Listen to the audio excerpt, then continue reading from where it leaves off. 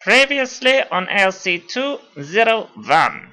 In the reading I did at the start, that was one of the things they mentioned was that for girls it's a lot more sexual, but for guys it's yeah. And the difference between a girl and a key and a girl and a Yeah, exactly.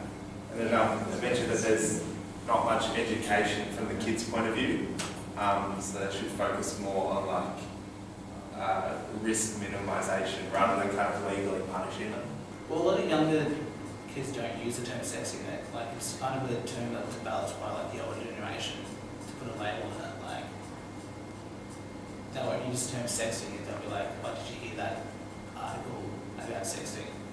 They would never actually be like, "Oh, I'm going to go sex so and so," or "Me and my partner were sexting." I think it's a funny one because I can see the spite aspect, and you can see why somebody would say, "I really hate you so much. I want to put that up online right now," and make you look like an idiot.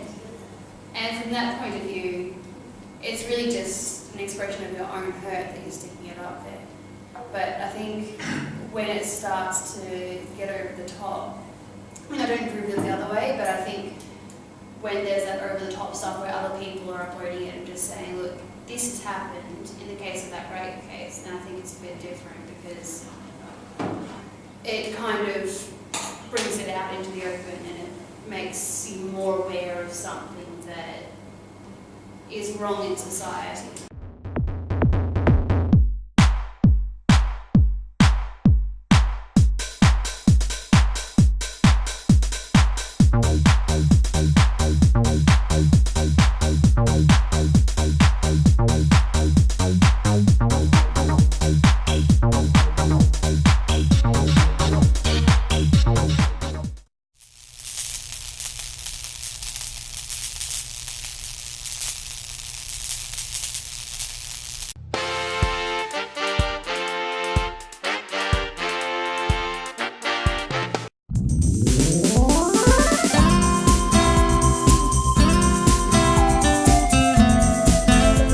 Thanks for talking to us about politics and e-democracy, Danielle. I'm wondering if you can give us a quick summary of what your political involvement has been in relation to the last several years.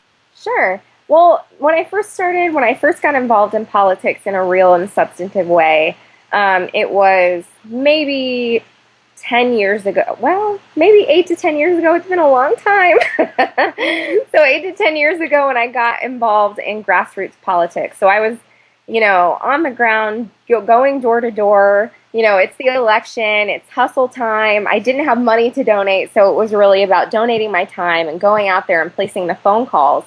So that's what I understood political engagement and real investment in politics to mean.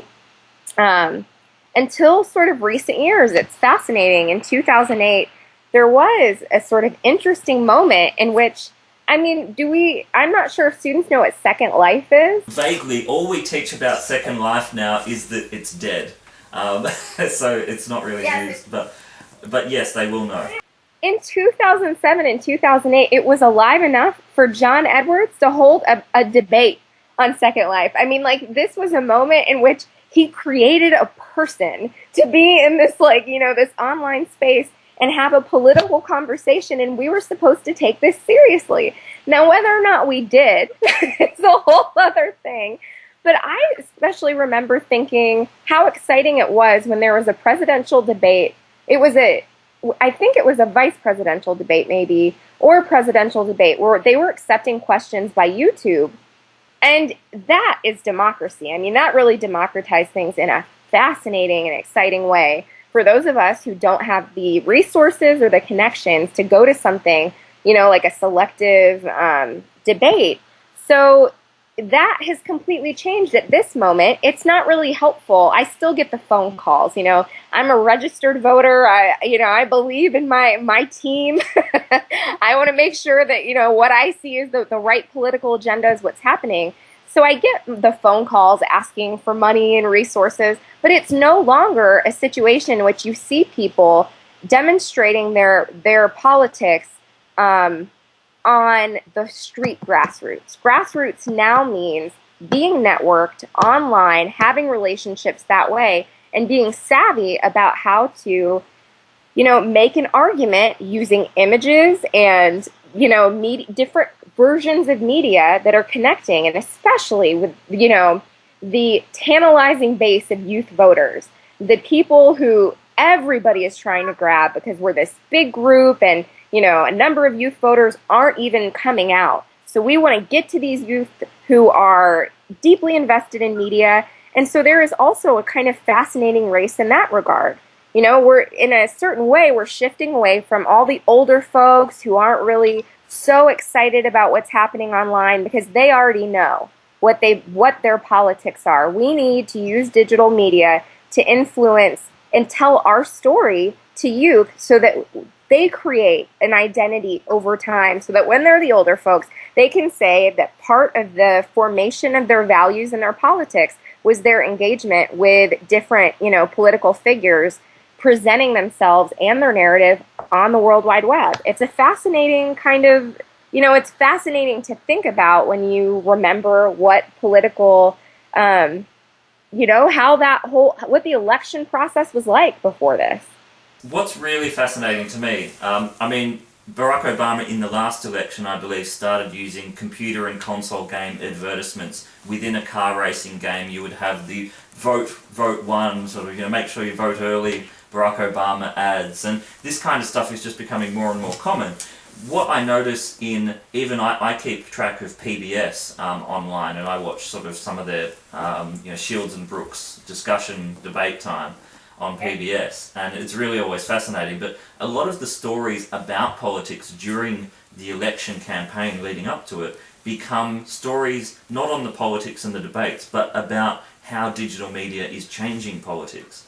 And in political debates, whether it's between Obama and McCain and everyone else, you have what we call in Australia the little worm with the popularity button. When they're doing well, the worm will go up. Did that happen in the American debates, or is that just the Australian debates? Oh, so do you mean, so during the debates, there will be, in fact, my brother came over for one of the presidential debates. He was in town, he doesn't live here, and was on his iPad as we were watching the debate, and I said, what are you doing? This is serious business that we're doing here. And he had an app out where it was a circle, and during the debate, he moved his finger on the circle depending upon what he was feeling in regard to the message that he was getting. I mean, there was like a whole app for this on like in the app store. It's sort of, my mind was blown. I'm like, you're not even, like at that moment, you're not engaging 100% with what's in front of you to form your opinion. You're like too busy making a connection between your finger and the words you're hearing. And that's new. I mean, the expectation that we're going to multitask in that kind of way, that there is such, there's always been in modern politics, the polling. Every other day we get a new poll. What's the poll about what we think about, Obama's most recent statement about abortion? What's the poll about Anthony Weiner and, his new shenanigans? Like, what do we think about all of this?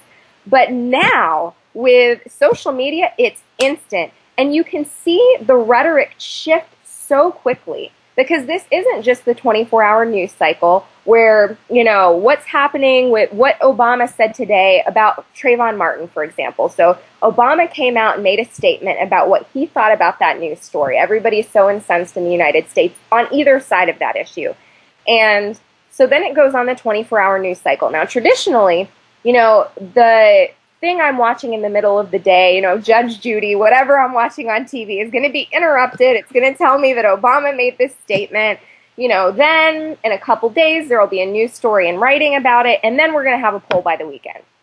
We've got 5 solid days for people to form their opinions. Now, I'm going to go online today on my app where like every single thing, I get to record what my thoughts are, what my feelings are. And in this app, as a part of it, they have all of my profile data. So they know, for example, that I'm an African-American woman who's in my 30s and, who works in academia. And so they're sort of, the campaigns are taking this, sorting the data. They already have me, right? Like, they know in general my demographic is taken care of, so they're not even going to look at that polling data. But it's that fast. And tomorrow, Obama's going to change his statement if he needs to, if he feels like he's losing a connection with the demographic who is most, most tenuous. And in a certain way, if you feel like you're on the winning side of an issue, that's very exciting because, we want to be strategic about the agenda that we see is the right one. But it's also, it doesn't leave a lot of time for circumspection. And it also sort of creates a troubling relationship between what politicians are doing and why, not just why they're doing it, but what is it about their constituency that is making them behave differently? So is it them looking at long-term data about how their decisions are affecting the well-being, the economic viability of their constituencies' living situations, whatever, the way that economics plays out over time, the way that the cost of living, whatever. So these sort of big things that take time to measure, there's that, and we would sort of hope politicians are looking at that, using that as feedback data, and sort of making decisions based on that, even if maybe those decisions don't jive with what the poll of the day says. But right now, there are 5 polls a day, 5 polls a week, 5 days a week. And it's information overload, and it doesn't leave that time for politicians to step back and say, okay, today I'm not going to moderate what I'm saying with regard to, what the Twitter sphere is saying. I'm actually going to listen to what the larger data is talking about. And I mean, that part of that is all about the argument that's happening here in the United States, and I don't know where else it's happening, though I'm sure it's happening, with term limits. So if we had term limits, this would be an entirely different conversation. There wouldn't be the deep investment in making sure that the narrative, that your relationship to your constituency is going to ensure that you get a vote in not just 2 years, but in 4 years and in 6 years. You're willing to make riskier decisions if you don't feel like your bigger career is at risk. But now, with you wanting this to be your lifelong employment, it's like performing for the boss. If I don't want to get fired, I want to make sure that this is where I spend my career, I get my pension from here. I'm going to tiptoe around the boss's office. I want to know how the boss is feeling today. And that, when we're talking, it's sort of silly. And, maybe that works if you work at like the department store, but this is our lives. This is politics. This controls what's happening in our country and in the world, our engagement with world politics. And so then it kind of stops being funny. But yeah. I think it's at such at the moment that we're at, I do think there is still the chance that people will be able to, that the sort of larger community who now understands what the capacity is of social media to find ways to create movements as a result of that leverage. So now we have this kind of larger leverage. We've seen how it is that politicians are using it. And now I think that there is a movement to figure out how we can create our own subversive political movements that utilize this technology. We have this kind of incredible, worldwide leverage now. We're sharing information. We can embarrass politicians more easily, shame them into reconsidering their actions. So there is a way in which it could be balanced. The sort of negatives of what's happening with this, the political engagement with social media and the manipulation, the decisions they're making based on this constant feedback, can be balanced by the sort of exciting political intervention that can happen when people who are traditionally not listened to realize that they now have this platform on which they can sort of call for change. But that, that's still in formative stages. Hopefully in 2 years we'll be able to say that, there's an Occupy Wall Street online that's done something incredible. But we shall see. Exactly. I've just got someone knocking on the door. Do you mind if I just run and check who that is? Won't be a sec. Yeah, go for it.